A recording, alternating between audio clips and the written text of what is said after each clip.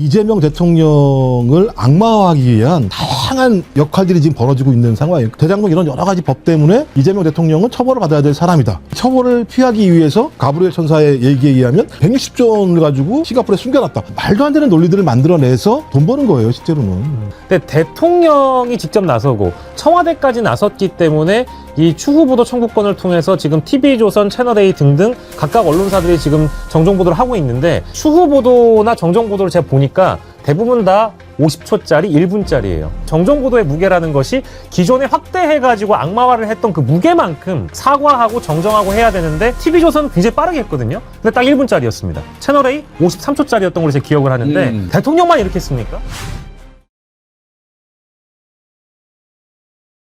이재명 대통령이 일단 언론과 관련해서 언론이라기 하는 건 좀 그렇고 보도, 언론도 있고 보도도 있으니까 저는 전환길 이런 걸 언론이라고 안 보니까 두 가지를 지적을 했어요. 저는 오늘 이런 걸 보면서 상당히 큰 그림을 그리고 있는 게 아닌가. 이제 검찰 사법개혁 다음은 언론개혁 아닌가 이런 생각이 들어서 오늘 이 문제를 매우 의미 있게 다뤄보려고 합니다. 일단 전환길이가 이재명 대통령이 160조 원을 빼돌려서 중국으로 피신할 준비를 하고 있고 싱가포르에서 군사 기밀을 중국에 넘겼다 이런 걸 했는데 이재명 대통령이 X에 이렇게 올렸어요. 비자금 조성에 국가 기밀인 군사 정보 유출 정말 한심하고 악질적인 마타도입니다. 엄중하게 단죄해야 될 일입니다. 이렇게 올렸어요. 저는 이거 X를 보고 전환길이가 이런 얘기를 했나 참 깜짝 놀랐는데 실제로 전환길이가 방송에서 그렇게 얘기를 했더라고요. 한번 들어보시죠. 마치 조선 말에 네네. 아간파천하고 온갖 그 짓을 하는 것처럼 네네. 이번에 이제 중관파천하기를 원하는 거지 애들이.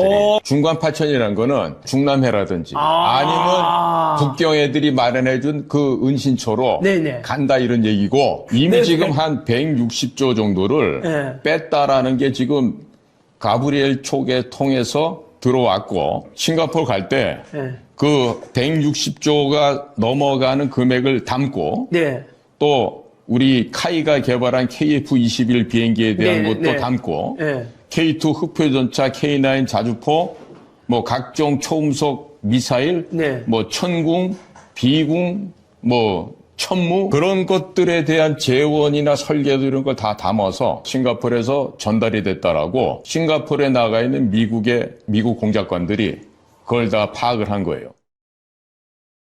자, 저렇게 구체적으로 이야기를 했는데 이제 이재명 대통령이 강하게 나가니까 전환길이가 뭐라고 이야기를 했느냐. 지금 저 이야기한 사람이 구체적으로 뭐가 천공이 어떻고 저쩌고 그랬잖아요. 이 사람이 꿈에서 천사한테 들은 얘기를 우리한테 이야기를 한 건데, 응? 그러니까 그 옆에 있는 사람이 천사가 꿈에서 알려준 것이라고 얘기를 했다는 거예요. 그래가지고 내가 전환길 뉴스의 공식 입장이 아니라고 방송 중에서 몇 번이나 밝혔는데도 나를 이렇게 물고 들어가는 것 말이 되냐. 대통령이라고 자처하고 대통령한테 그리고 국회의원이라는 자가 이제 한준호 의원이 쓴 거죠. 일반 국민 대상으로 수사하라 마라 수사기관에 압력 협박하는 것이 과연 그 위치에서 할 짓인가요? 저 미친 자인데 아니 박영식 예. 이렇게 출연을 해가지고 지금 이제 그런 것들이 또 논란이 계속 되고 있는데 막 구체적으로 이야기를 해. 그래서 나 그 꿈에서 계시를 받은 거다. 그게 뭐가 문제냐. 어떻게 저거를 봐야 돼요? 아니 아무리 뭐 주장을 하는 것도 맥락이 있는 것이고 그 뭐랄까 있음직한 일들에 대한 추론은 가능하지만 저건 너무 디테일하게 마치 사실인 것처럼 다 떠들어 놓고 거기 앞에다가 내가 가브리엘 천사에게 들었다, 꿈에서 들었다라는 얘기를 붙이면 이게 가짜뉴스가 아닌 게 되는 거냐라고 일단 질문을 던져봐야 되는 것이고요. 일단 문제가 굉장히 또 커지다 보니까 이제 전환길 씨가 늘 빠져나가는 수법은 언론에서 뭐 문제 제기를 한다라는 그 어떤 원칙을 강조한다든지, 두 번째로는 내가 한 말이 아니라 게스트가 이렇게 얘기를 했다. 전환길 뉴스와는 다른 입장이다라고 몇 번이고 반복했다라고 또 빠져나가려고 하는데, 저런 방식으로 해서 인터뷰하고 이 가짜 뉴스들을 계속 확대 재생산하는 이 방향을 당연히 비판을 해야지, 저거를 그냥 꿈에서 들었다라고 얘기하고 그냥 넘어간단 말입니까? 아니, 저건 말도 안 되는 일이죠. 저걸 한심하고 악질적이다라고 표현했는데 딱 떨어지는 거죠. 김유정 의원님. 네. 아니 어떻게 저런 얘기를, 그러니까 지금 현직 대통령이 중국에 군사 기밀을 넘겼다라는 얘기를 할 수가 있나요? 구상기밀을 어떤 방식으로 누구한테 넘길 수 있을까요? 이거는요, 뭐 이건 언론의 진짜. 책임이니 뭐니 이런 얘기를 떠나서 이런 경우에 어떻게 다스려야 되느냐를 생각하면 될 것 같아요. 제가 어제 그 딥블루에서 극우 문제 다뤘는데요. 앞으로는 극우라는 표현을 안 쓰려고 그래요. 극우 했더니 어제 그 임상훈 인문결 연구소장님 얘기를 듣다 보니까 극우라는 게 학문적으로 정리하면 엄연히 뭔가가 있는 거예요. 그렇게 그 거룩한 이름을 이자들한테 불러주면 안 돼요. 이자들은 극우 알리바이 범죄자들이에요. 극우 알리바이 범죄자들. 그러니까 극우라고 하는 것 뒤에 숨어가지고 이런 말도 안 되는 짓을 하는데, 김영남 의원님, 예. 이건 어떻게 처벌하면 돼요? 이건 뭐 허위사실 적시, 명예훼손, 그리고 이게 유튜브라는 그 정보통신망을 통해서 나갔으니까 이게 정통망법 위반이 되겠죠. 이제 실제로는 형법에 규정되어 있는 그 명예훼손의 행위를 정보통신망을 이용해서 했을 때 이제 그게 앞서 적용되거든요. 명예훼손은 친고죄입니까? 아니에요. 대통령이 안 해도 고발할 수 있는 거죠? 예, 다른 사람이 고발해도 됩니다. 네. 예. 아니 어떻게 이런 얘기를 하면서 하고 나서도 아니 뭐 나온 사람이 꿈에서 들은 얘기라고 이런 식으로 빠져나가면, 아니 그러니까 내용 자체가 그 진짜 바보야. 160조 원을 어디다 담아요. 싱가포르 갈 때 160조를 담아가지고 갔다는 그러니까 건데, 어디다 담아, 아니 어디다. 3월 초에 엊그제 싱가포르 필리핀 다녀오신 거 아니에요? 어. 그럼 그때 160조 원을 가지고 갔다는 거잖아요, 지금. 비행기에 실을 수 있나요? 안 들어가죠. 농담인데 비트코인 지갑으로는 가져갈 수 있죠. 정말 아니 그러니까 그거는 뭐 암호화폐는 모르겠습니다만 장한길이 김정욱 부른다. 저를요? 비트코인으로 담아갔다. 아니 제가 그 가브리엘 천사가 저 어제 꿈에 나와가지고 저한테 얘기해 주더라고요. 전환길 조만간 구속 처벌받는다라고. 아, 그건 상당히 좀 그 가브리엘은 좀 믿을 만한데요. 좀 그래서 뭐 저는 뭐 불러도 안 가겠습니다만, 그러니까 저는 이게 다 예를 들면 어떤 그 이재명 대통령을 악마화하기 위한 다양한 역할들이 지금 벌어지고 있는 상황이에요. 그러니까 지금 패널들은 맨날 나와서 사법개혁 3법은 이재명 대통령을 구하기 위한 법이다라고 주장하고 있는 것이고, 그러면 왜 살리려고 하느냐? 대장동 이런 여러 가지 법 때문에 이재명 대통령은 처벌을 받아야 될 사람이다. 그러니까 이 처벌을 피하기 위해서 여기 나오는 것처럼 가브리엘 천사의 얘기에 의하면 160조 원을 가지고 싱가포르에 숨겨놨다. 이런 말도 안 되는 논리들을 만들어내서 이거는 뭘 하느냐? 돈 버는 거예요, 실제로는. 유튜브 통해서 돈 벌려고 하는 거죠. 이런 행위 모든 것들이. 옛날에는 이제 이렇게 유튜브가 많이 있지 않았을 때 정말 그 말도 안 되는 특종 기사라고 썼던 기자가 있었어요. 어떤 통신사의 북경 특파원인데, 이제 제가 그때 북한 문제 다루는 통일부에서 이렇게 있을 때인데 가끔 가다가 막 엄청난 게 떠요. 뭐 김정은 심장 이상, 김정일이죠. 김정일 심장 이상설 막 이렇게. 이거 뭐야? 막 보면은 이제 기사가 이렇게 돼요. 최근 북한을 탈출한 어떤 사람에 따르면, 네, 소식통에 따르면. 소식통에 따르면 김정일이가 뭐 심장이 이상해가지고 급히 뭐 어디 뭐 묘양산에서 치료를 받았고 어떻게 뭐 했던 것으로 드러났다. 뭐 그렇게 해서 뭐 정권이 위험하고 막 이렇게. 맨 끝 문장이 기가 막혀. 이 사람은 지난주 북한으로 돌아간 것으로 알려졌다. 확인할 수가 없어. 어떻게 확인해요? 와가 한두 번 당한 게 아니에요. 한참 있다가 조용할 만하면 또 그런 기사를 쓰고 그랬는데, 이 근데 양반. 문제는 그 사람, 북한으로 돌아갔다는 그 사람도 한 번도 김정일을 만나본 적이 없는 사람 아니 아니에요? 그런 사람 존재하질 않죠. 그냥 딱 아니 이렇게 그 내용에 있다가 쓴지 오래됐는데 뭘 또 하나 쓸까 하다가 또 막 이렇게 막 작문한 거죠. 근데 내가 누구라고 말하면 여러분들 아는 분들 많아요. 나중에 언론사 그만두고 정치한다고 들어왔어. 신한국당으로. 그래가지고 이렇게 공천 받으려고 뭐 하다가 안 돼가지고 지금 어떻게 살고 계시는지 모르겠는데 옛날에는 막 그런 식으로 어본을 막 생산하고 그런 자들도 있었어요. 일간지입니까? 통신입니까? 통신. 와, 심각한데. 그리고 또 하나는 저기에 보면 역사를 왜곡하는 게 벌어지거든요. 그러니까 뭐냐면 이재명 대통령은 고종이야. 아간파천 얘기 나오는 게 그거잖아요. 그러니까 돈 들고 도망갔어 이렇게 얘기하는 건데 이게 일본이 만든 거거든요. 파천 도망갔다라는 얘기는 일본 역사가들이 만든 거고요. 그 당시에 미국, 러시아, 영국 기사에 의하면 망명이라고 나와 있어요. 근데 지금 엮어가지고 이재명 대통령은 곧 고종이야. 아마 제가 뉴라이트들 역사가들 계속 그 얘기할 거래 제가 볼 때 저런 거 사전에 박살내야 됩니다. 안 그러면 큰일 납니다. 저런 것들이. 저를 주장을 할 때 구체적인 물증이나 사실적 근거를 제시를 하면서 얘기를 해야 뭐 당연한 건데 뭐 그런 걸 기대하기가 너무 어려운 것 같고 사실 우리가 이제 이런 것들을 보는 게 어제 오늘 일이 아니에요. 사실 문재인 전 정부 때도 문재인 대통령 뭐 금괴 200톤 뭐 이런 거 들어보신 적 있잖아요. 근데 이제 그게 어떻게 영향을 주냐면 실제로 비판을 하는 쪽에 서 있는 분들, 그러니까 이제 문재인 정부라든지 이재명 정부를 비판하시는 분들 중에는 여기에 완전히 낚이셔가지고 실제 청와대 앞에서 1인 시위하시거나 어디 막 경복궁 앞에서 이렇게 막 그 골판지에다가 써가지고 이재명 160조 반성해라 막 이런 거 하실 분들이 나온단 말이에요, 실제로. 그러니까 이런 건 법적으로 진짜 단죄를 해야죠. 그러니까 전환기를 뭐라고 떠들고 있는데 나는 뭐 이거 꿈에서 본 거 들은 거다라고만 전달만 한 거다라고 주장은 하고 있지만 여전히 그 썸네일을 내리지 않잖아요. 충격 보도, 예. 싱가포르 비자금 막 이런 거. 그래서 요즘에는 우리가 정말 점점점 이 패널이 힘들어지는 게 뭐냐면 보지도 않는 그 방송들 있잖아요. 고성국 TV나 전환길에 그 방송의 썸네일을 봐야지 국민의힘의 흐름을 우리가 짐작할 수 있게 됐어요. 사설 제목 보듯이.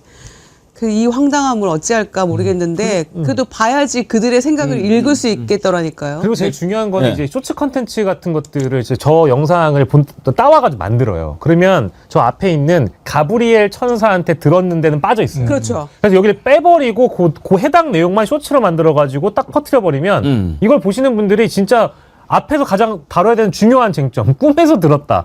이걸 날려버리고 저 내용만 들으니까 진짜인 줄 알잖아요. 안기부 공작원이라는데. 그러니까 근데 이제 확실해진 건 전환길은 절대 천국은 못 간다. 지옥밖에 못 갈 거다. 전환길 이자가 왜 싱가포르 얘기를 계속 하는지 아십니까?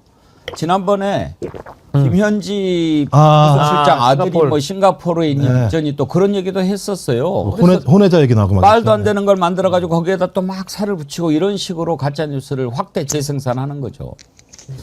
하여튼 이자는 빨리 좀 정리가 돼야 될 것 같은데 지난번에 경찰 조사 받았는데 어떻게 됐어요? 그때 이제 그 조사 받는 그 기자회견 내용 저희가 한번 이 방송에서도 전해드린 바 있는데 동일한 방식으로 이제 빠져나갔거든요. 언론사에서 의혹 보도를 한 것이다라는 그런 주장을 하면서 동일한 주장을 했고 아직 그 수사 결과는 나오지 않은 걸로 제가 알고 있습니다. 이재명 대통령이요.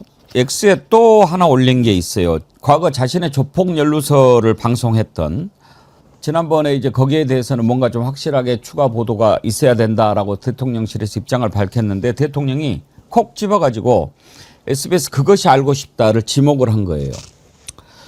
이재명 조폭 연루서를 만든 그것이 알고 싶다는 과연 순순히 추후 보도할지 한다면 어떤 내용으로 보도할지 궁금합니다. 그알 PD의 기적의 논리, 김상준 씨의 리얼 연기 덕분에 절지의 살인 조폭으로까지 몰렸습니다. 이 방송은 나를 제거하기 위해 동원된 물리적 테러, 검찰을 통한 사법 리스크 조작, 언론을 통한 이미지 훼손 작전 중에 하나로 보입니다. 그 알로 전보되어 만든 첫 작품이 이 방송이고 얼마 후 이 그 알을 떠났다고 하는 담당 PD는 여전히 나를 조폭 연루자로 생각하고 있을지 이 방송 후에 후속 프로그램 만든다며 전 국민 상대로 몇 달간 방송을 동원해 제보를 받고 대규모 취재진이 성남바닥을 샅샅이 훑었는데 과연 제보된 단서 비슷한 것이 단 한 개라도 있었는지 궁금합니다.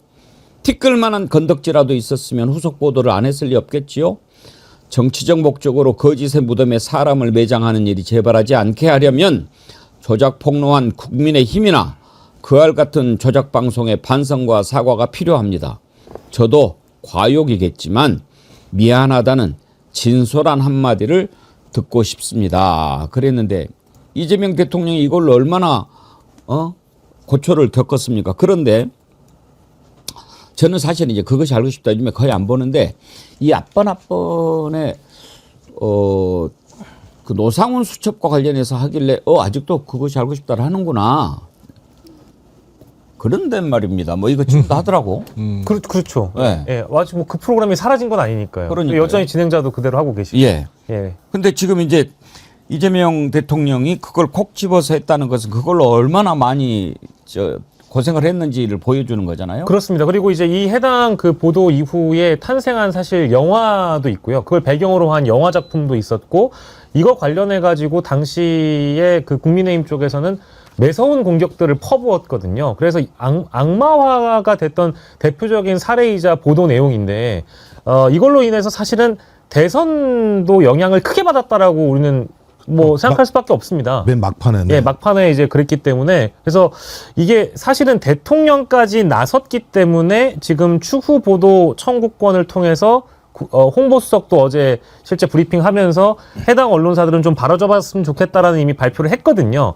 근데 대통령이 직접 나서고 청와대까지 나섰기 때문에 이 추후 보도 청구권을 통해서 지금 TV조선, 채널A 등등 각각 언론사들이 지금 정정 보도를 하고 있는데, SBS 그것이 알고 싶다 팀이라든지 SBS 쪽은 아직 제가 입장이 어떤지 모르겠어요.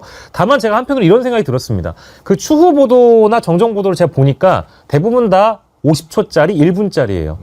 1분이나 50초짜리 정도로 그냥 정정보도하고 넘어갈 정도의 이게 무게이냐라고 우리는 물어볼 수밖에 없고요. 왜냐하면 오보가 났거나 만약에 잘못된 보도를 받았었을 시에 이제 나타나는 막대한 피해들을 어떻게 피해자에게 보상할 것인가, 이것도 이제 우리가 차제에 논의를 좀 해봐야 될 것 같고요. 다만 그 정정보도의 무게라는 것이 기존에 확대해가지고 악마화를 했던 그 무게만큼 사과하고 정정하고 해야 되는데, 어제 TV조선은 굉장히 빠르게 했거든요. 근데 딱 1분짜리였습니다. 채널A 53초짜리였던 걸로 제가 기억을 하는데 지금 여러 이제 움직임들이 있기 때문에 타 언론사의 정정 보도나 추후 보도를 지켜봐야 될 것 같고요. 다만 그럼에도 불구하고 하지 않는 언론, 어떤 언론인지 우리가 지켜봐야 될 것이고, 대통령만 이렇게 했습니까? 피해자들이 너무나 많은데 그 해당 피해자들은 심지어 피해를 호소해도 이렇게 빠르게 움직이지 않아요. 대통령쯤이니까 되는 겁니다. 언론사가 방송을 해야 됩니다. 3개월 이내에 추후 보도하도록 되어 있기 예. 때문에 좀 지켜봐야죠. 그래도 조선일보하고 채널A였나요? 예, 두 어제 개가 일단 지금 그렇게 한 건데 좀 너무 짧죠. 근데 이 사건이 왜 중요하냐면요. 그러니까 0.73% 차이가 난 거잖아요. 이거 나중에 필적 조회까지 다 합니다, 검찰이. 그래서 나중에 이게 사실이 아니라는 걸 확인을 했는데 그걸 공개를 안 했어요. 근데 만약 그때 공개를 했다고 한다면 조폭 연루설로 이재명 그 당시 후보를 얼마나 악마화시켰습니까? 근데 그 내용이 사실이 아니라는 게 밝혀졌잖아요. 그런데 이 부분은 언론하고 검찰하고 이 부분을 갖다가 어떤 형태로 스스로 같이 뭐 협업을 안 했다고 하더라도 이 두 가지의 내용들이 연결되면서 결론적으로 국민 여론 자체가 다른 방향으로 가게 되고 대선 투표에서도 그 정도의 상황이 나타났다고 한다면 저는 언론이 이 부분과 관련해서 진짜 국민들 앞에 사죄해야 된다. 이건 대법원의 조의대 코트와 유사한 행위를 한 거나 마찬가지거든요. 이 언론이. 저는 이런 부분들은 이 이례적인 이례적인 이 건으로 끝날 게 아니라 말씀하셨던 것처럼 언론 스스로가 자기 정화를 할 필요가 있을 것 같아요. 또 안 그렇고 정권에서 막 압력을 가하면 언론 탄압이다 뭐다 얘기를 할 것 같은데, 저는 이참에 언론 스스로가 자정 노력을 통해서 국민들한테 신뢰를 얻어가는 것이 저는 그런 중요한 계기를 삼아야 된다고 생각을 합니다. 물론 민주주의 사회에서 표현의 자유가 가장 중요한 자유 가운데 하나지요. 그런 점에서 이런 부분들이 이제 법정으로 갔을 경우에 대개 뭐 보도할 만한 가치가 있다고 판단될 때라든지, 또는 그 당사자가 매우 뭐 중요한 공인이라든지 이런 경우에는 무죄가 많이 나기도 해요. 이제 그걸 가지고 자꾸 이런 식으로 하고 그랬던 경우가 적지 않은데, 이렇게 해서 심각한 결과가 나왔을 때 어떻게 책임을 지느냐 하는 문제도 있고, 오늘 일단 이것과 관련해서는요, 테리 공구님이 가짜뉴스 처벌법, 회사는 100억 이상, 개인은 최소 5억 이상의 금융대처법이 시급합니다. 금융치료가 시급합니다. 두에토님, 스브스 고 노무현 전 대통령님에 관해 논두렁식의 최초 보도 사과하시오. 내란당 신동욱 네가 보도했지 사과 안 하냐. 이렇게 보내셨는데 이런 그 가짜 뉴스들 나중에 밝혀졌을 때 처벌하는 법이 지금 있지 않나요? 지금도 형사적으로도 처벌할 수 있는데 그건 이제 가짜인 거를 알고 보도했다는 고의성이 입증이 돼야 되는 것이고 사실은 근데 형사처벌보다 더 중요한 건 민사적인 손해배상 책임이에요. 예.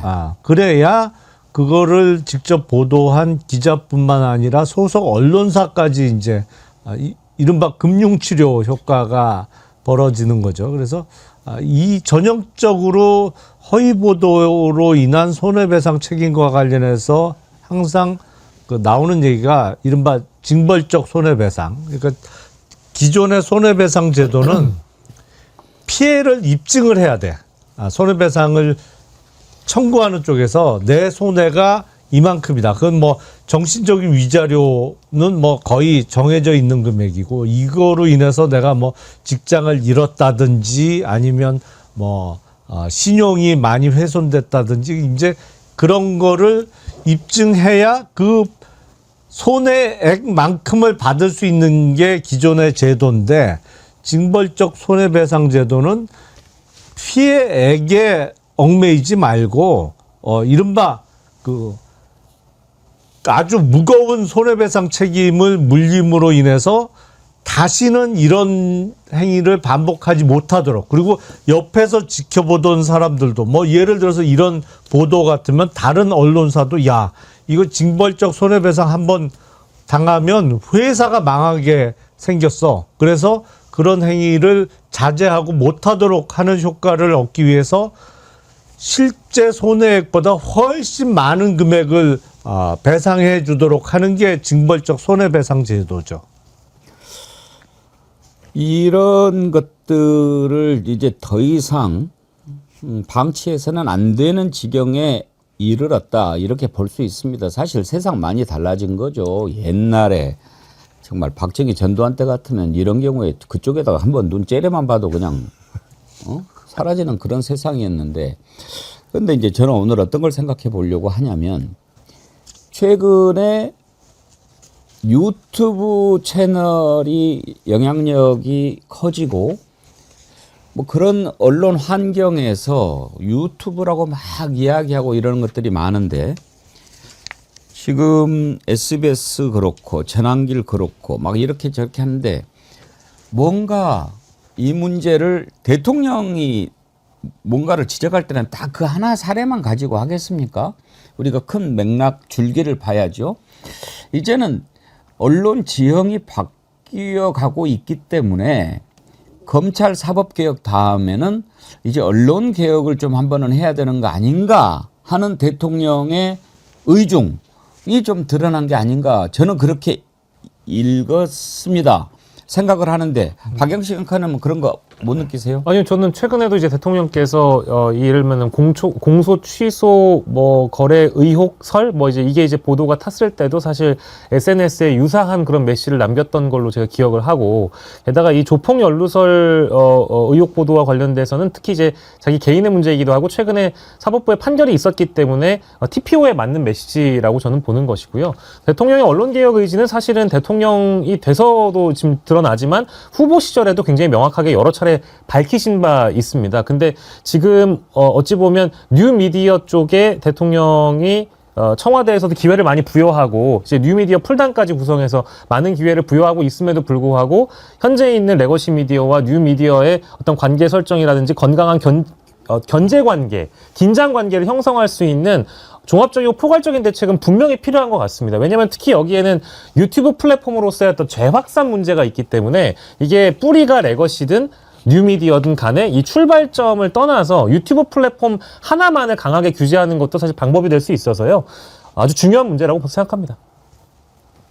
이게 저도 그러니까 재래식 미디어의 한계가 분명히 존재하는 거고 그것 때문에 파생한 문제들과 관련해서 뭐 기본권, 인권 다 유린당하는 일이 되게 많았다라는 것도 사실이기 때문에 여기에 대한 개혁도 중요합니다만 전 뉴미디어도 이제는 스스로 윤리 규정을 만들 필요가 있다는 생각이 들 때가 있어요. 그러니까 소위 재래식 미디어와 뉴미디어가 존재하는데 재래식 미디어는 다 나쁘다라고 얘기하면서 뉴미디어에서 뉴미디어의 힘을 가지고 자기가 또 재래식 미디어와 유사한 방식의 힘들을 발휘하는 행태들을 보이게 된다면 이것을 청취하고 있는, 듣고 있는, 보고 있는 많은 국민들 같은 경우가 어디를 가든 피해를 당할 수밖에 없는 측면들이 분명히 있기 때문에 저는 이번 참에 대통령이 얘기했던 어떤 재래식 언론에 대한 부분도 분명히 필요하고 징벌적 손해배상에 대한 사회적인 어떤 공감대 합의 지점들을 만드는 것도 중요합니다만 전 뉴미디어도 지금 제가 볼 때는 자기의 힘을 가지고 너무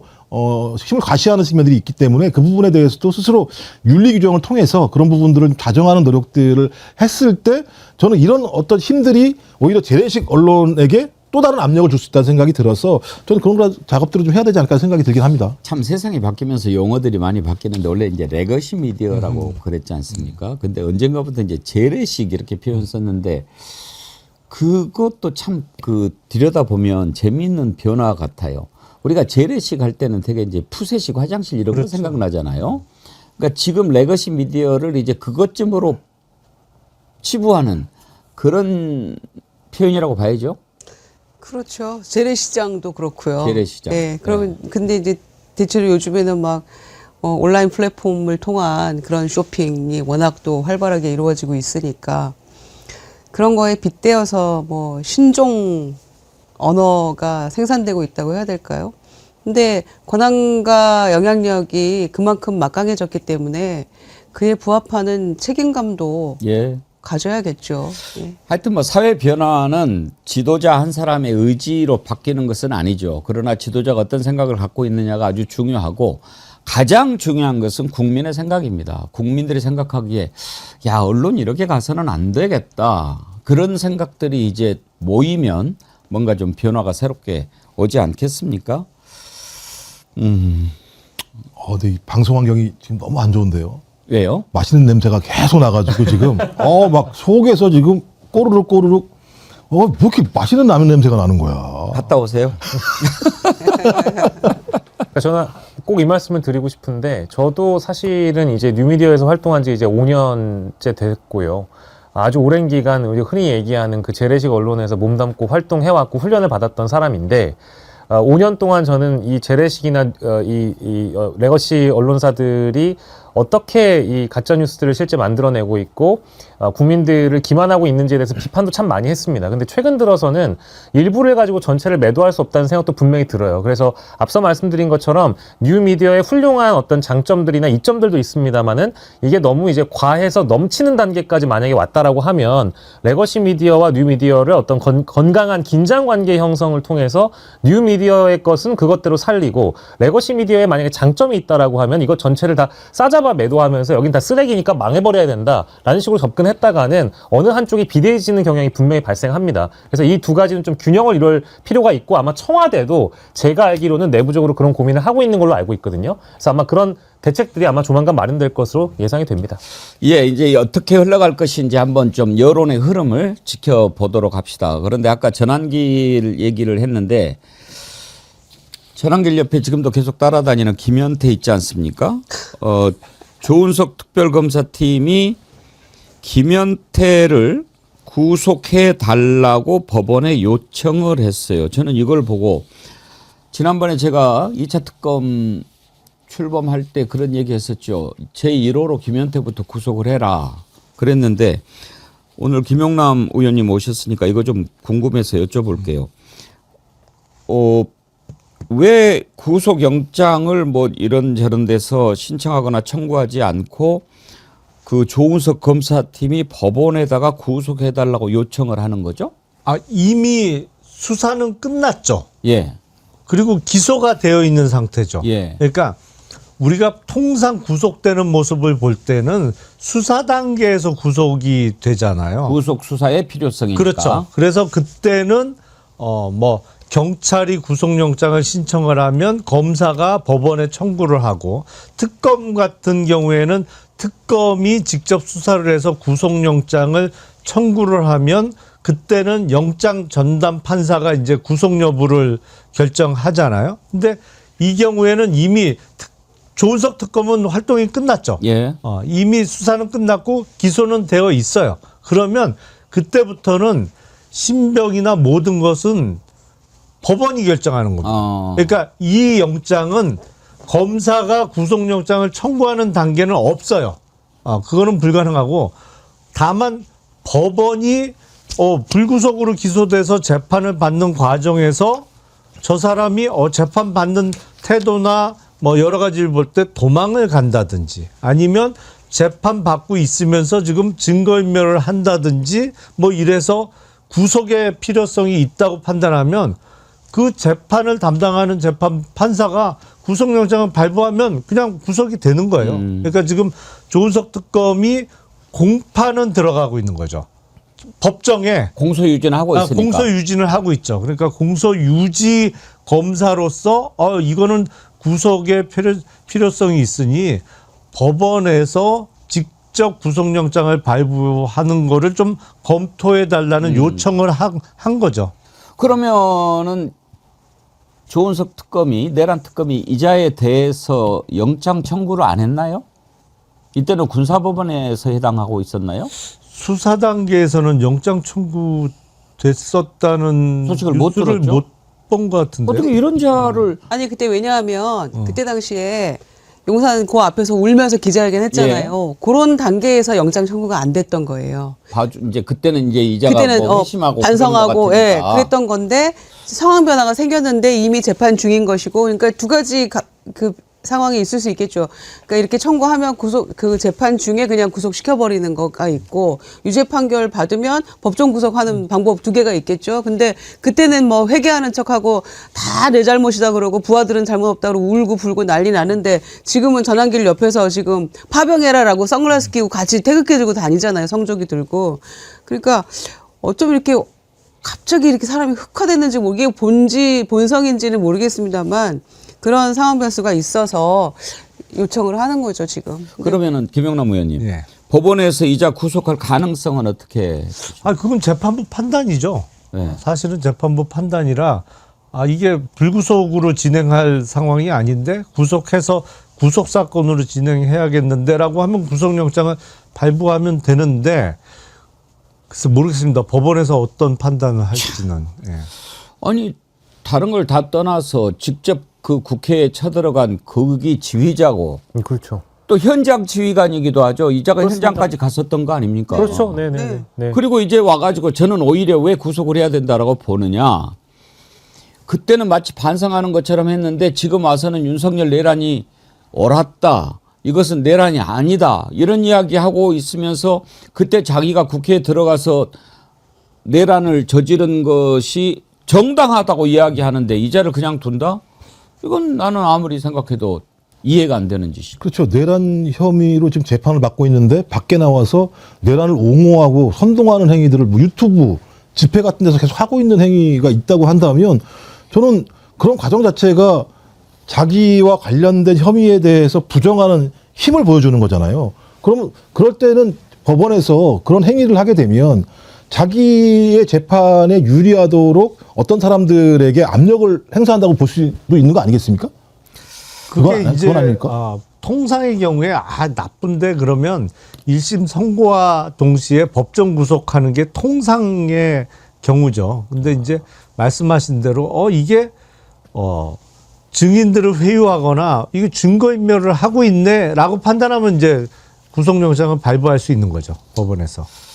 참나 이거 하나를 구속을 못 시키고 저는 이때는 아마 특검이 아니고 군검찰에서 했을 거예요. 그래서 군에서 뭔가를 제대로 못했다는 생각도 드는데 이렇게 선글라스 쓰고 돌아다니는 거 보고 있으면 속에서 열불이 납니다. 열불이 나. 한 가지 하나만 더 짚어보고 우리 김종욱 원장님 먹방을 하도록 할 텐데 저만 먹는 겁니까 그러면? 그 대신 김종욱 원장님 조건이 있어요. 좋아요가 6천 명을 안 넘으면 먹방 없다. 부탁드리겠습니다. 제가 제발 어디 위에 올라가서 무릎을 꿇을까요?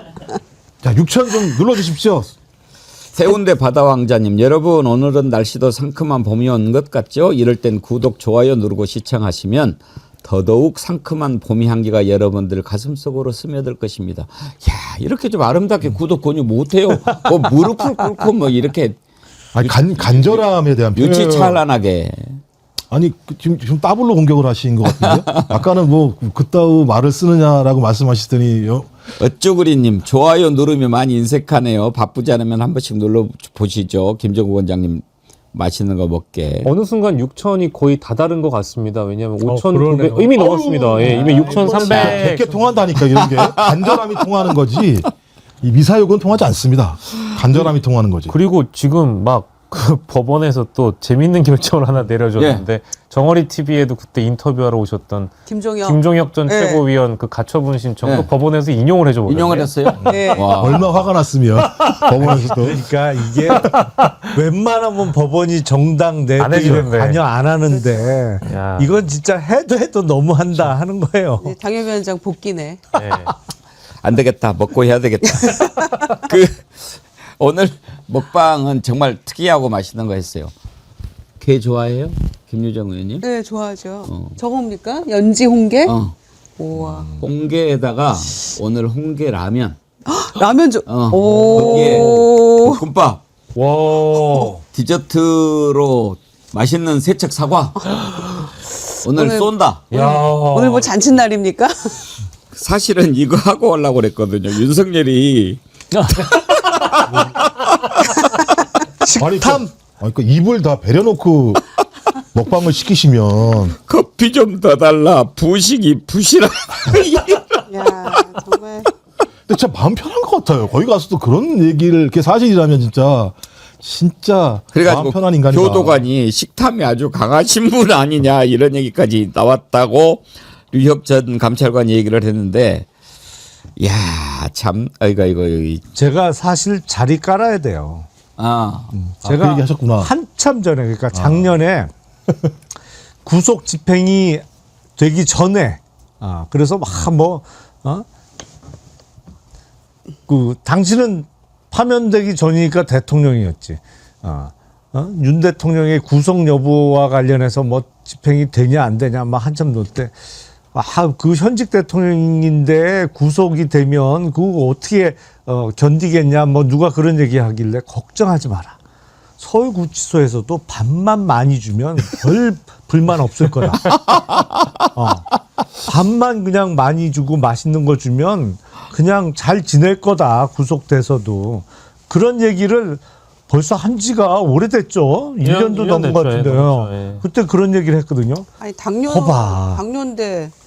일단 많이 먹어야 되는데. 근데 교도소 구치소에서 나오는 커피는 뭐예요? 다방 커피예요? 아니면 원두 커피예요? 제가 알기로는 구치소에서 커피가 나오는 경우는 없어요. 아 그래요? 예. 근데 뭐 근데- 커피가 부족하다고 그래. 아니 근데 그게 이제 사 먹는 거? 그 변호인 접견실을 거의 전용으로 쓰잖아요. 예. 근데 접견실에 거기 항상 교도관들이 꽤 많이 있거든요. 그 교도관 분들이 타서 마시려고 갖다 놓은 믹스 커피 같은 게 있어요. 근데 가끔 그런 믹스 커피를 교도관들이 타주는 경우가 있어요. 거기 가서도 민폐를 끼치는 거예요?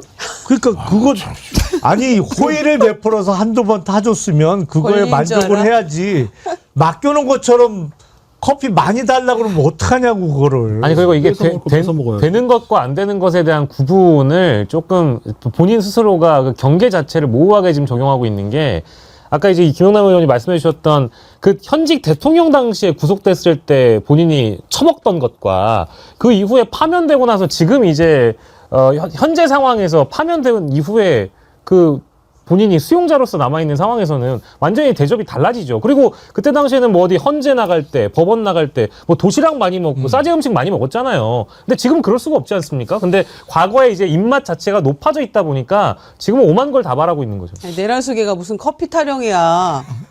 영치금도 많은데 그러면 교도관들 커피나 사주면서 얻어먹든가. 그러니까요. 오늘 우리 애청자님들 컨디션 좋다니까요. 부산이 대님. 하여튼 윤석열은 먹는 거 하나만큼은 슬럼프가 없어요. 슬럼프. 항상 전성기야. 슈크림님, 김용남 의원님도 말이 평소보다 좀 더 빨라지는 것 보면 역시 먹는 것은 좋은 것이요. 적어도 저희가 윤석열처럼 여기에서 뭔가 부실하다라고 얘기할 사람들은 아닙니다. 커피를 타달라 할 사람들도 아닙니다. 우리 박영시 앵커님의 찐팬 LA 이 여자님 아, 오셨구나. 미국 달러로 슈퍼챗 보냈습니다. 아이, 감사합니다. 홍게라면이라니 정어리 최고네요. 맛있게 먹방하고 기운 내세요. 정어리 최고라는 건 뭐 박영식 앵커님 미기니까? 근데 이 여자님이 항상 아쉬워하시더라고요. 왜요? 이게 LA 계시니까 예. 상품을 사가지고 LA로 배송 못 받잖아요. 아, 예, 항상 그러시구나. 아쉬워하시더라고요. 그렇구나. 우리가 그러면은 저 해외 배송을 시작하셔야 되나요? 저보다 배꼽이 더 클 수도 있을 것 정팡을 같은데. 만들어봐? 쿠팡은 외국으로도 이렇게 보내나요? 쿠팡은 해외 아직 아니요. 물류망이 이제 대만에서 예. 사업을 하고 있고, 근데 제가 알기로는 미국에서는 그 사업을 안 하죠. 그러니까 해외 물류 배송. 시스템이 안 돼 있어요. 해외 배송이 오긴 하죠. 예. 직구 형태로. 이향님 금요일 날 정어리 TV 놀러 가면 먹방 할 수 있나요? 가고 싶어요. 오세요. 이향님 제가 특별 초대합니다. 맛있는 거 할 때 오십시오. 홍게 좋아하시는가 보다. 몽돌님 와이프가 게 먹고 싶다고 해서 접속하자마자 구매했습니다. 오. 아직 먹방 시작도 안 했는데. 예.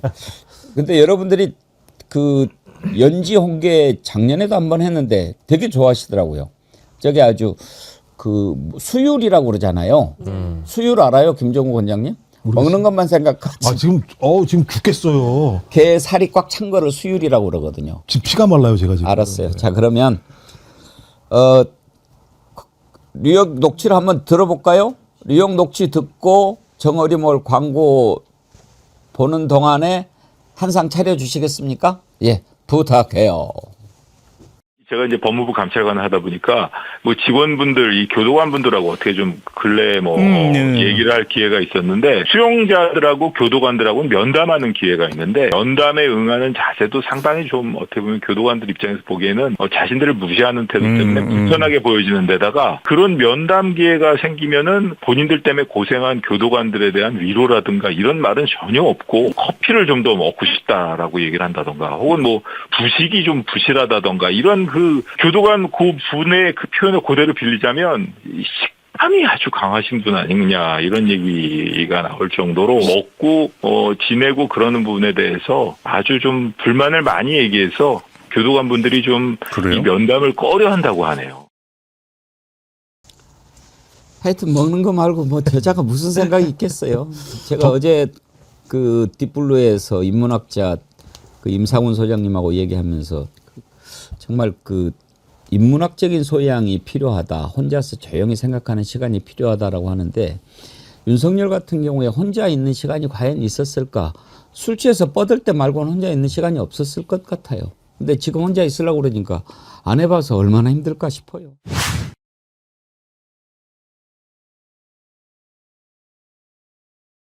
권우현이라고 아시죠? 김용현 변호인을 했어요. 그런데 지난번에 이하상하고 같이 감치 처분을 받았는데 이자가 일단 이하상하고 같이 구치소까지 갔다가 다행히 이제 빠져나왔죠. 어떻게 빠져나왔습니까? 이름대 나 이름 몰라. 그래 특정이 안 되네. 그것도 뭐 구치소장도 좀 따져봐야 돼. 그런데 이제 풀려났어요. 근데 나중에 이하상은 딱 나왔다가 오케이 너 들어가자 해서 이제 바로 감치처분 받았죠. 근데 권우현은 무서우니까 잡혀갈까봐 숨어버렸어. 근데 이게 하나만 알고 둘은 모르는 거예요. 이제 구속영장을 딱 청구한 거예요. 왜? 도주와 증거인멸의 우려가 있으니까. 숨었잖아. 이건 도주 우려죠. 그렇게 보는 거죠? 네. 고발된 건이 법정 모욕도 있고요. 또 명예훼손도 있는 그런 상황이거든요. 그래서 수사 중인 사건이 있는데도 불구하고 출석 의무가 있는 감치 재판에 나오지 않거나 또는 변호인이니까 법정에 출석해서 변호 업무를 하면 정상적으로 자기가 업무한다라는 걸 알 텐데 그러면 구속사유가 없어지는 거거든요. 근데 그걸 지금 피해가지고 구속영장 발부가 될 수밖에 없는 상황 이런 아니겠습니까? 거를 우리가 이제 파출소 피하다 경찰서 만난다. 뭐 또 쓰레기차 피하다 똥차 만난다. 뭐 이런 이야기들 하지 않나요? 딱 지금 그 꼴입니다. 그런데 뭘로 이제 구속영장을 청구를 했느냐? 법정 모독이죠. 네. 그 이중관 부장판사가 그런 이야기 했어요. 곰보라고 하는 자는 뭐 그런 얘기 기억나시죠? 들어보십시오. 감치 신문 절차는 비공개로 진행이 되었습니다. 근데 그 신문 과정에서도 법정 모욕 행위가 있었습니다. 네, 권모라는 자는 재판부를 향해서 해보자는 거냐, 공수처에서 봅시다, 이렇게 진술을 했습니다. 네, 이 부분은 기존의 감치 결정에 포함이 안 된 별도의 법정 질서 위반 행위입니다. 법정 모욕 행위입니다. 자, 이제 검찰이 다른 것도 아니고 법정 모독으로 구속영장을 청구를 했어요. 그건 누가 판단합니까? 법원이 판단합니다. 법원이 봐주겠습니까? 그리고 저게 징역 3년 이하 뭐 이렇게 처벌이라고 그러는데 아마 제 보기엔 징역 3년 선고할 겁니다. 건드려도 옛말에 이제 그런 표현이 있어요. 그 수사하고 막 그럴 때 이제 경찰서 예를 들어서 뭐 경찰관을 폭행했다. 그러면은 형사들이 뭐라냐면 아까진기도 없어요. 그렇죠. 봐줄 수가 없다는 거지. 그렇죠, 그렇죠. 이건 뭐 예. 웬만하면 뭐 아까진기라고 해 그 빨간 약 예. 발라주는 건데 아까진기. 아까진기도 없어요. 이거는 안티프라민도 없는 거죠. 예, 안티프라민도 없어요. 이건 뭐 방법이 없는 국물도 거죠. 없어요. 예. 실제로 재판장이 이렇게 나가라고 그랬는데 계속 버티고 그랬어요. 그때 장면 한번 보십시오. 제가 재판 변론할 때 중간에 개입을 해서 변론 중단을 시켰습니다. 재판 중단을 시켰고, 그때 윤석열 대통령님께서 저한테 오셔서 변론 정말 잘하고 있다 라고 이야기를 하셨고,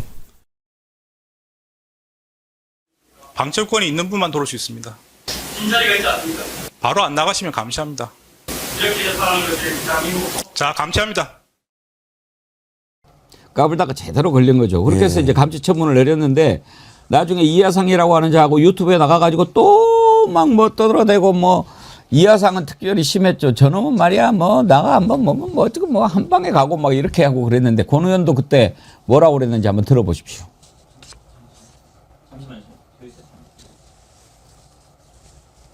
아 그래요?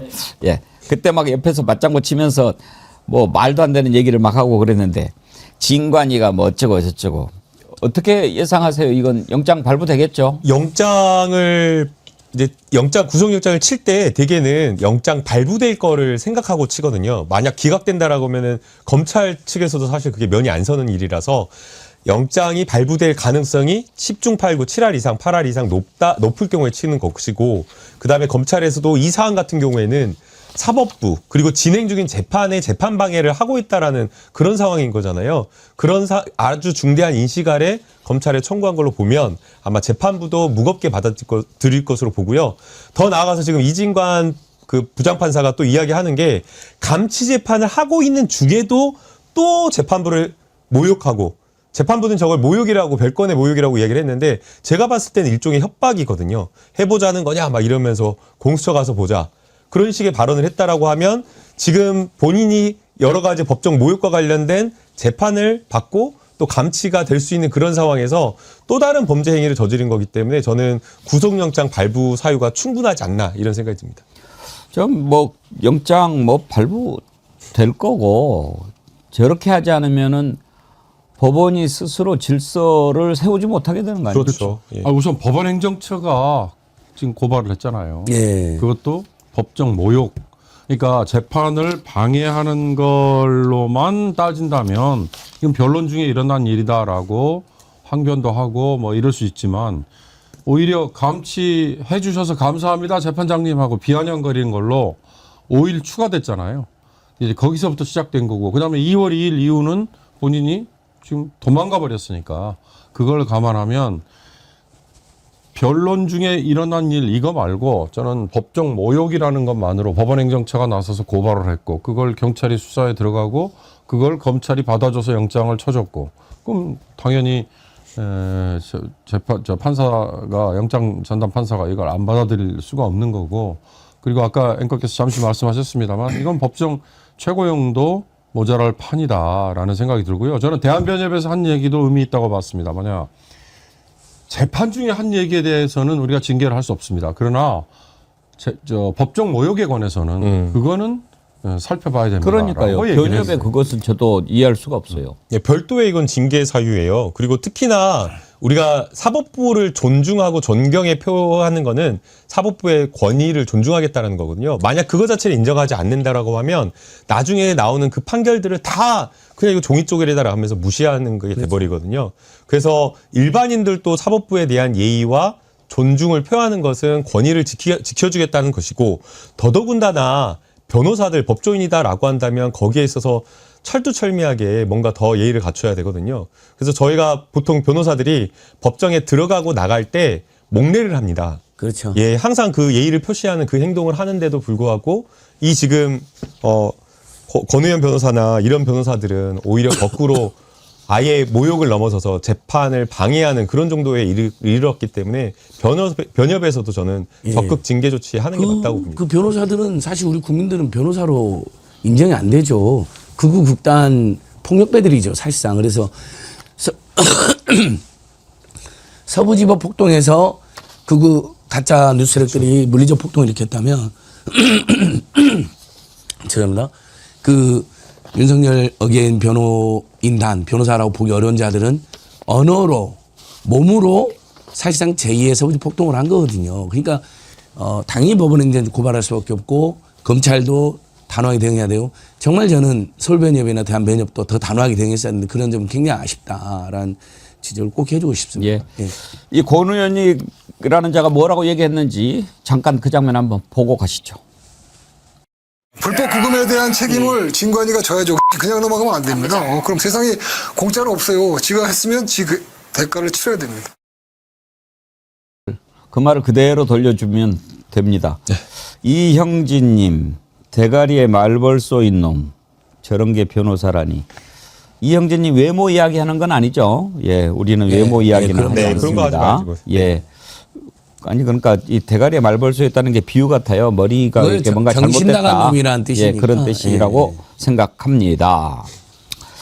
그런데 이제 김용현 변호인 얘기 나온 김에 어제 JTBC 보니까 그 새로운 걸 하나 특종을 했던데, 충청북도 충주의 김건희 고모가 5년간 소유했던 공장이 있는데 2024년에 이 공장을 매물로 내놨는데 아무도 안 샀는데 갑자기 팔렸다는 거예요.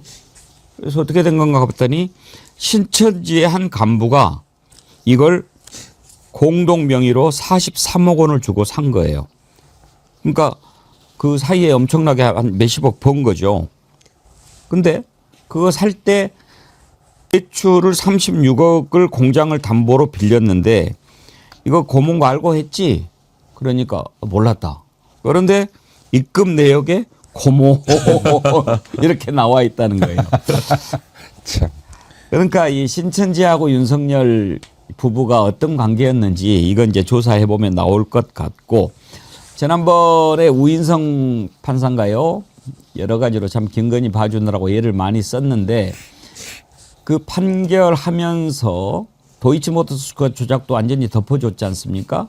그런데 방조 혐의는 있는데 방조는 특검이 뭐 따로 이렇게 안 했으니까 이걸 책임을 못 묻겠다라고 해서 빠졌는데, 지금 이제 항소심에서는 공소장을 변경해 가지고 방조를 집어넣었다고 해요.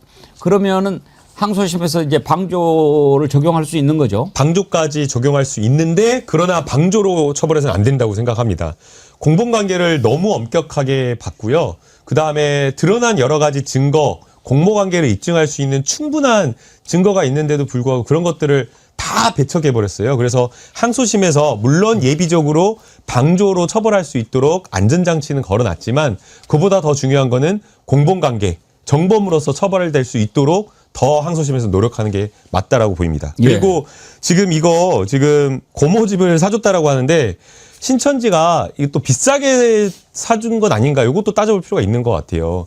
더더군다나 이게 공장이 잘 운영이 되고 언제든지 팔릴 수 있는 공장이면 상관이 없는데 빚이 36억이나 했다라고 하고요. 이 공장을 따로 뭐 물류센터라든가 어떤 용도로 쓸 수가 없어서 계속 뭐 전기세나 이런 어떤 세금까지 밀리고 있었던 건데도 불구하고 사줬다라고 하면 이거는 신천지에서 이건 김건희 여사를 보고 특혜성 매입을 한 거다라고 추정을 할 수밖에 없는 것 같습니다. 고모일 수도 있어. 고모 씨. 지난번에 그 청문회 때 국회에서 한번 그런 일이 있었지 않나요? 기억나시죠? 그런 식으로 거짓말하면서 이거는 아니다라고 예. 하면서 우인성 판사 같은 경우에는 그 말 고지고대로 믿어가지고 예. 빼줄 예. 수도 있는 거죠. 이 김혜섭이가 네. 누구냐 그냥 고모면 우연일 수도 있겠다 할 수. 예. 김혜섭 윤석열이가 검찰 쿠데타를 일으킬 때부터 하한을 지돈으로 다 사서 보낸 사람입니다. 김건희의 행동대장이라 보시면 됩니다. 그러니까 그게 소문이 나 있는 거죠. 권력의 특혜를 구하거나 또는 본인들의 어떤 비리를 누리려고 하는 자들은 누가 권력을 가지고 있는지를 귀신처럼 알아내지 않습니까? 그건 김건희고 첫 번째. 그다음에 김건희한테 영향을 많이 끼치는 게 김건희 오빠 김진우가 있고 고모 김혜섭이 있다는 것, 건진이 있다는 건 널리 알려진 사실이거든요. 신천지 입장에서는 길을 쓰고 자신들 성전도 지어야 되고 기독교가 자기들 이단 사이비로 하는데 윤석열 정권에 자기들이 당선도 시켜줬으니까 이제 국내에서 이단 사이비를 떼고 어떤 버젓한 종교 세력으로 이렇게 나가는 야욕을 부리던 때 김혜섭이 김건희가 너무 필요했던 거죠. 이것은 저는 100% 신천지가 정보를 입수하고 김혜섭 걸 사줬다. 김건희 윤석열 보고 사줬다. 이렇게 수사를 해야 된다 봅니다. 예. 20억이 넘는 세착을 노렸는데 이것은 분명히 뇌물성으로 사줬다고 봐야 될 것입니다. 아까 우리 김남국 의원이 그 김건희한테 여사라고 그랬나? 왜 김건희한테 여사자 붙이냐고 막 댓글이 많이 올라왔는데. 죄송합니다. 제가 너무 예의가 발라가지고 그러니까 자동으로 그냥 붙어버리는데 김건희라고 단호하게 말하겠습니다. 나 이제는 말할 수 있단가? 우리 윤경호 소장이 MBN에 있어서 이야기하기가 좀 그런데 내가 비밀 얘기 하나 해줄까요? 네. MBN 뉴스아이드 진행하실 때 MBN에서 왜 잘렸는가? 김건희를 건드리셨잖아요. 그게 이렇게 됐어요. 예. 이게 진짜 이제는 말할 수 있던데 제작진이 와가지고 제가 이제 그 김건희 씨 그랬어요. 그러니까 김건희 씨라고 하지 말고 김건희 여사라고 해달라고 하는 거예요. 이제 대선 때예요. 그러면 김혜경 여사는 거기는 김혜경 씨라고 부르래요. 와. 누가 그런 그랬다니까요. 그래서 왜 김건희는 여사라고 하고 김혜경 여사는 김혜경 씨라고 불러야 하느냐. 진행자한테 그런 걸 요구하는 이유가 뭐냐. 그랬더니 방침이래. 나 이런 방침은 받아들일 수 없다. 그거는 일단 호칭의 기본 원칙이 있고 대선 후보의 부인이면 다 여사라고 하든지 씨라고 하든지. 근데 보니까 너네 방송은 계속 다 김혜경 씨 그러길래 나는 김건희 씨라고 부르는데 뭐가 잘못됐냐. 그리고 씨가 존칭이다. 그랬더니 그러면은 곤란하다는 거예요. 그래서 신세가 그리 됐습니다. 전달자를 밝히시죠. 그러면 너무 재밌어질 것 같습니다. MBN 반성해야 돼요. 네.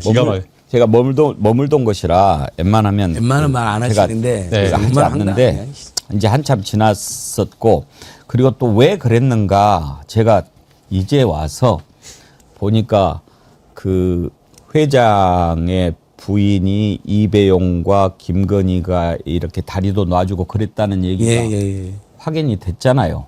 그래서 이제는 아하 참 백운기 뭘 몰랐네 이렇게 알게 됐지요. 아니 종편에서도 김건희가 최고 권력이란 거 알아가지고 임세은 씨 같은 경우도 김건희 씨에다가 종편에서 바로 잘렸잖아요. 여사 안 붙였다고 잘린 사람 많아요.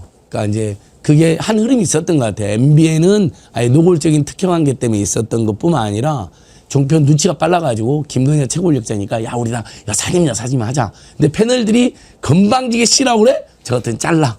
이런 흐름이 분명히 있었던 거죠. SBS의 2시 프로 낮방송에서도 아마 주영진 다시 돌아왔던데? 네. 주영진 씨도 그것 때문에 그때 잘렸나요? 그렇죠. 아니 그거는 호칭 문제가 아니었고 나 김건희 때문에 2번이나 잘렸다니까. MBN에서도 그렇게 잘리고 와. KBC 광주방송에서 또 내가 그 라디오 유튜브 진행했잖아요. 거기에서도 나 오늘 본의 아니게 그분들한테 미안한데. 근데 이제 그게 방송사에서 그렇게 민감하게 반응한다고 하는 것은 청와대에서 다 모니터링 해가지고 압력을 행사한다는 그렇죠. 거거든요. 대통령실보다도 근데 이제 그때는 청와대가 아니고 용산인데 네. 김건희 팀이 따로 있는 그러니까요. 거예요. 그러니까 KBC에서는 이제 또 거기 책임자가 와가지고 윤석열 비난하는 것까지는 좋은데 김건희 비난을 하지 말라는 거예요. 참, 나 그렇게 어렵게 살았어요, 여러분. 그래서 내가 나 그러면 이제 그만하겠다라고 했는데 테크님 말 한마디로 내가 그냥 웃고 넘어갑시다. 잘못했네요. 씨가 아니라 거리죠. 왜 아무도 안 웃죠? 아니 웃었습니다. 그래서 정어리 씨가 TV를 여러분 정어리 TV를 100만을 만들어야 되는 이유가 여기 있습니다. 씨가 아니라 이 꿋꿋한 걸이라고 랭크님. 해야 되는데 제가 잘못한 거죠. 김건희 걸 해야 되는데 제가 잘못했습니다. 자, 모든 게 저의 잘못입니다. 자, 이거 한번 좀 생각해보고 뭐 요즘에 이제 뉴 이재명 막 이렇게 나오잖아요. 제가 언제 기회가 되면 딥블루에서 뉴 이재명에 대해서 한번 좀 얘기해 볼까 하는 생각이 있습니다. 우리가 궁금한 건 또 못 참잖아요. 공부해야 되잖아요. 어떻게 해서 생겨났고 왜 이런 현상이 생겨났는지 그리고 이걸 어떻게 바라봐야 하는지 한번 딥블루에서 얘기를 해보고 싶은데 그것과 관련해서 잘 얘기할 만한 분들을 좀 찾아보고 있는데 몇몇 분이 조금 뭐 지금 아닌 것 같다라고 해서 오늘 이제 극우 공부를 해보려고 합니다만은 어제 매불쇼에 유시민 작가가 나와가지고 이야기한 게 상당히 화제가 되고 있더라고요. 오늘 그 내용을 한번 잠깐 여러분과 함께 나눠보도록 하죠. 매불쇼는 그 필요한 거 있으면 출처만 밝히고 얼마든지 써도 된다고 그래서 어제 그 내용 한번 들어봅시다. 이재명 대통령의 지지율이 엄청 높잖아요. 국회에서 압도적 다수 의석을 여당이 가지고 있잖아요. 그렇습니다. 그리고 임기 초잖아요. 그러니까 여기서 B그룹에 속하는 사람들이 커지는 거예요. 지방선거를 예를 들면 후보만 되면 무조건 당선될 거죠. 어떻게 해야 된다? 지금 당원들이나 지지자들이 대통령을 엄청 좋아하니까 친명이 돼야 되죠. 그래서 지금 현재의 조건은 이 B그룹에 속하는 사람들이 나대기에 딱 좋은 그러고 이제 B그룹이 커져요. 이건 정치인들 얘기고 일반 시민들 지지자들은 A가 많아요. 같이. 그렇지. 이재명 대통령 후보가 당선된다고 해서 내가 출세하는 것도 아니고 뭐 그렇잖아. 바람직한 지도자이기 때문에 내가 지지한다. 그래서 내가 민주당을 지지한다. 뭐 조국혁신당을 지지한다. 진보적인 정당을 지지한다. 이렇게 하고 있는 거잖아요. 많은 것 같아. 그런 사람들은 C에 들어가는 사람이 아니에요. 여기도 이 교집합 부분이 있는데 대통령의 지지율이 높으면 높을수록 A는 줄어들고요. B하고 C가 커져요. 글쎄로 이 사람들이 소수처럼 보여요. A가 소수처럼 보일 수 있죠. 근데 이 A가 민주당과 이재명 대통령의 코어 지지층이에요. 이분들이 다 어떤 사람들이냐면 김대중 대통령 존경하고 노무현 대통령 좋아하고 문재인 대통령 좋아하고 이재명 대통령 지지하고 이런 분들의 코어 그룹이에요. 여기가. 대통령의 뜻이 뭐냐를 왜 맞추려고 그러냐 하면 내가 B에서 성공하고 싶은 거지. 그러니까 비평가 중에도 봐 내가 대통령 생각을 맞췄지. 이렇게 하는 사람은 B에 속한 사람이고요. 비평가 중에도 A에 속한 사람은 대통령 생각이 그런 것 같아. 그래서 걱정이야. 혹시 그런 게 아닐까라고 느끼고 있었기 때문에 나는 너무 걱정이 돼서 밤에 잠을 못 잤어. C의 교집합에 속하는 사람은 뭐라고 얘기하냐면 야 그래도 대통령의 의사를 조금 존중을 해줘야 되잖아. 근데 대통령이 지금 내놓은 정부 입법안으로 그냥 100% 가게 되면 이 A가 난리가 날 거야. 코어 지지층을 잃어버리게 되면 지금은 괜찮아. 대통령이 잘 나갈 때 인기가 있을 때는 표도 안 나. 별로 중요하지 않은 것 같아. 인간의 일이라는 게 늘 좋을 수만은 없잖아요. 그렇죠. 뭔가 어떤 이유 때문에 대통령이 욕을 먹는 상황이 생길 수도 있고 지지율이 떨어질 수도 있어. 그럴 때 제일 먼저 누가 떨어져 나간다? B가 제일 먼저 떨어져. 지금 이제 내 친명이요 이러면서 막 내세우는 사람들은 문제가 생기면 제일 먼저 돌 던져. 왠 나한테 손해되니까. 내가 많이 봤어.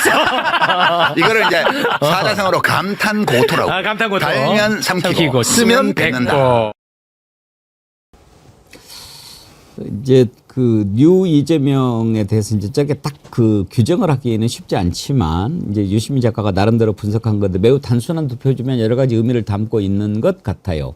그러니까 전통적으로 자기의 이익을 떠나서 그 가치를 추구하는 그런 사람들이 있고 이익 때문에 뭐 이렇게 하는 사람들이 있는데 결론은 아마 그런 것 같아요. 뉴 이재명이라고 하면서 자기 이익만 추구하는 사람들은 좀 경계해야 된다. 그런 뜻으로 이야기를 한 것 같아요. 저건 굉장히 추상적이잖아요. 가치, 이익, 그리고 뭐 교집합 이러니까 나는 어디에 속하지? 뭐 이렇게 생각할 수 있는데 아주 쉽게 생각하면요. 나 지난 대선에 이재명 안 찍었어. 아무리 윤석열이 개판을 쳤어도 나는 이재명은 싫어. 나 안 찍었어. 이랬던 사람이 당선 후에 이재명 아니 뭐 국무회의 때 시원시원하게 하는 얘기 그다음에 행정의 여러 절차를 다 꿰고 있는 그런 거 보고 이건 뭐 나라가 좀 제대로 돌아가는 것 같네.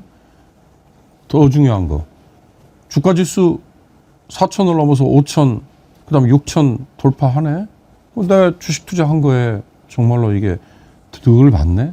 이렇게 된 사람들 중에 그래 난 그래서 이재명 난 지금 지지해. 이 사람들이 뉴 이재명이다라고 하면 아마 쏙 들어오실 거예요. 근데 이 사람들은요. 맞을 수 있죠. 유심 작가의 분석이. 주가가 만약에 이번 이란 전쟁뿐만 아니라 미국이 인플레 때문에 버티다 안 돼가지고 미국이 금리를 올리는 순간 기준금리입니다. 전 세계는 이제 공황 상태, 패닉 상태에 빠져 들어갈 겁니다. 그러면 2008년의 금융위기에 못지않은 어떻게 보면 혼란이 올 수도 있습니다. 그러면 우리 주식시장이라고 버티지 못하죠. 그때 가서는 지금 지지했던 사람들이 그냥 썰물처럼 빠져나갈 수 있는 거죠. 전 이것만 생각하면 쉽게 이해가 가실 거다라는 이 설명까지만 드리겠습니다. 김남국 대변인님은 뉴 이재명이라는 말을 언제 맨 처음 들어보셨어요? 한겨레 기사에서 처음 이렇게 그랬나요? 예, 좀 나오더라고요. 거기에서 처음 시작을 했나요? 1월 초 정도였던 것 같아요. 예, 저는 뭐 이게 면접 조사했다라는 한 차례 두 차례 거기서 예. 좀 먼저 읽었었거든요. 근데 제가 뭐 감히 유시민 이사장님의 말을 이렇게 반박하고 그런 건 아닌데 조금 동의하기는 어려워요.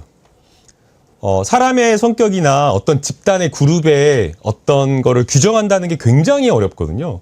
MBTI가 그래서 세 가지가 아니잖아요. 열 몇 가지잖아요. 근데 그 열 몇 가지, 16가지로 또 사람, 인간을 다 규정하기가 어려운데 B그룹을 저렇게 B그룹이라고 하는 게 새롭게 이재명 대통령을 지지하는 그룹이잖아요. 근데 저렇게 B그룹을 감탄고토, 이익에 따라서 지지하고 그리고 또 뭔가 어려우면 금방 이재명 대통령 버리고 떠날 사람처럼 그렇게 묘사하면 과연 B그룹, 새롭게 이재명 대통령을 지지하는 사람들이 좋을까요? 기분이?